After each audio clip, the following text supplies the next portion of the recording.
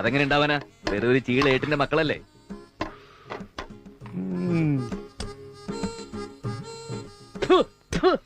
എന്താ ഈ പടച്ചു വെച്ചിരിക്കുന്നത്?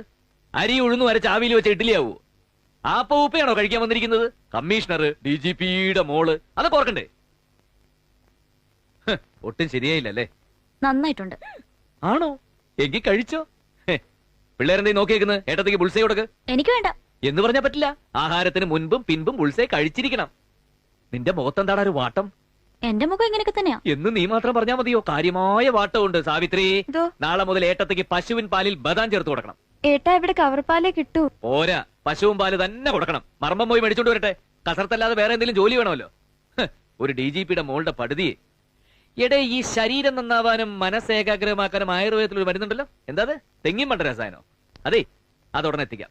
എനിക്കൊന്നും വേണ്ട. അയ്യോ, വെറുതെ എന്നെ കൊണ്ട് പൈസ ചെലവായിക്കണ്ടെന്ന് വെച്ചിട്ടല്ലേ എന്റെ ഭാര്യയുടെ ആരോഗ്യം നോക്കി കഴിഞ്ഞിട്ട് മതി എനിക്ക് സമ്പാദ്യം. നീ ഇനി ജോലി ഒന്നും ചെയ്യണ്ട. വല്ല വീക്കിലിയും വായിച്ചിരുന്നാ മതി. ടയേർഡാവുമ്പോ കിടന്നുറങ്ങിക്കോ. പിന്നെ കുറച്ച് റെസ്റ്റ് എടുത്തിട്ട് വീണ്ടും കിടന്നുറങ്ങിക്കോ. എന്നിട്ടും ബോറടിക്കണെങ്കിൽ TV സീരിയൽ കണ്ടോ. നേരത്തെ പറഞ്ഞു ഭർത്താവിന്റെ തുണി അലക്കുന്നതും അടുക്കള കയറി പാചകം ചെയ്യുന്നതൊക്കെ ഭാര്യയുടെ അവകാശമാണ്. ഇപ്പൊ പറയുന്ന ഒന്നും ചെയ്യണ്ടാന്ന്. ഇതിലേതാ? അയ്യോ, ഞാൻ അങ്ങനെയൊക്കെ പറഞ്ഞു നേരത്തെ. എങ്കിലും അതൊക്കെ വിട്ടേക്ക്. നീ ഇനി ഒന്നും ചെയ്യണ്ട. ആ, ഇടയ്ക്കിടയ്ക്ക് ഓഫീസിലേക്ക് വിളിക്കണേ കൂട്ടാ.